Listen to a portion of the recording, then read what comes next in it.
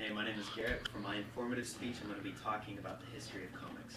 I remember back when I was about 7 years old, my best friend, who was also my cousin, actually passed away, and I was dealing with a lot at the time. I was confused, I was distraught. I was 7, so I had a hard time handling it. So I remember 2 or 3 months after the incident had happened, my mom actually took me to a grocery store, and she knew I was feeling down, so she decided that she was going to do me a favor and she was going to buy me a comic. And even though it was something very simple and something very sweet, it had a big impact. And since then I've been reading comics. So the last 15 years I've been reading, and the last year actually I've been getting really in-depth as far as collecting goes. So right now I have over 500 comics, and I'm keeping the passion alive. So I'm going to talk to you a little bit about the brief history. Comics throughout the generations, or throughout the decades I should say, they fit into different eras, different ages, so to speak. So I'm going to describe those different ages as I go along, and the importance and how comics have evolved throughout those decades. So first and foremost is the Golden Age. That was between 1938 and 1956. It basically started when Superman was created in 1938. He was the world's first superhero, and it was during a time in America where we were very gung-ho, we were very pro-America, we were at war with Germany, we were in World War II, and so figures like Superman brought kind of like a morale to the kids here and at home. It was a boost in morale for them because in their minds Superman was fighting the war along with their dads, their uncles, whoever. Following Superman, a year after he was created, Batman came along in 1939, and the success that those two had from comics, people started making more characters. And during the Golden Age, we see some of the biggest characters in comics that have ever come about. We have the Flash, we've got Wonder Woman, we've got Captain America. Speaking of Captain America, there's actually a cover with him where he's actually punching Hitler across the face. So that just kind of shows you the era that we were going through at the time, where figures in this, the characters weren't necessarily detailed, they didn't have emotions necessarily, they were kind of one-sided. They were these flawless beings. And actually, when I was looking for different resources, for this speech, I came across a website called thecomicsbooks.com, and it was just saying how that Captain America was actually battling Nazis in Germany before World War II even began, like structurally speaking, which is kind of funny.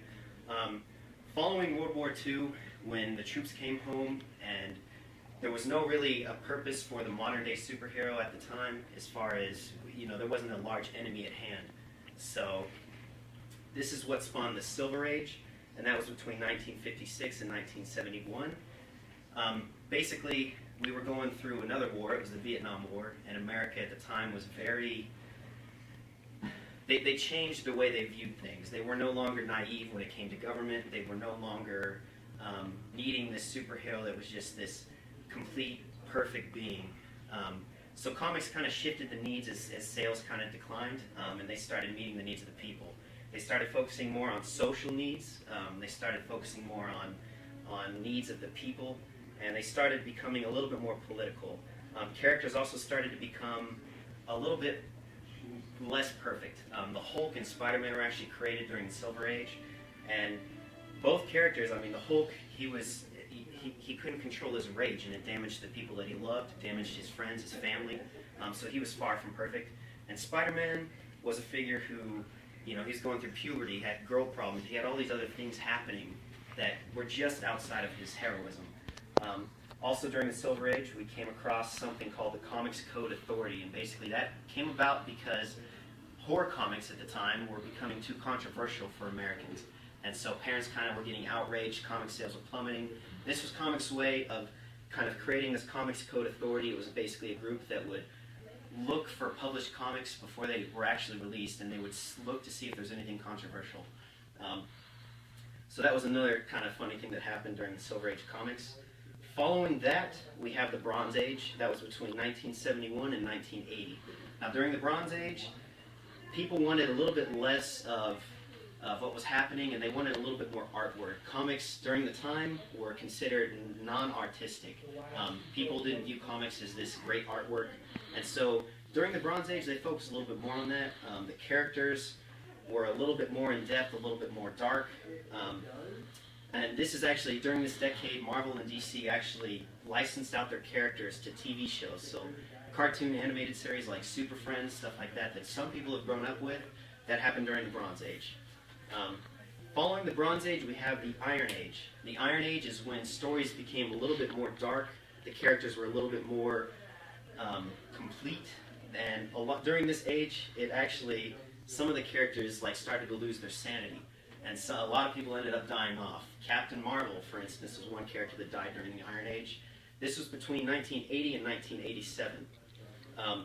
And during an interview I read with Alan Moore, he was talking about his V for Vendetta story, and he was saying that to make it a little bit more realistic and a little darker, he was not allowed to use stop balloons. He was not allowed to use stop balloons, and he was not allowed to make sound effects during that. So, I mean, that was pretty interesting to read too. The modern age followed that, and that's 1987 to pre-day. And basically, during the modern age, it's different from the Iron Age because we are focused more on kind of continuing from the whole Golden and Silver Age era, where superheroes are kind of going back to just their heroism, but at the same time, they're well-developed characters, they have stories, they're well-driven.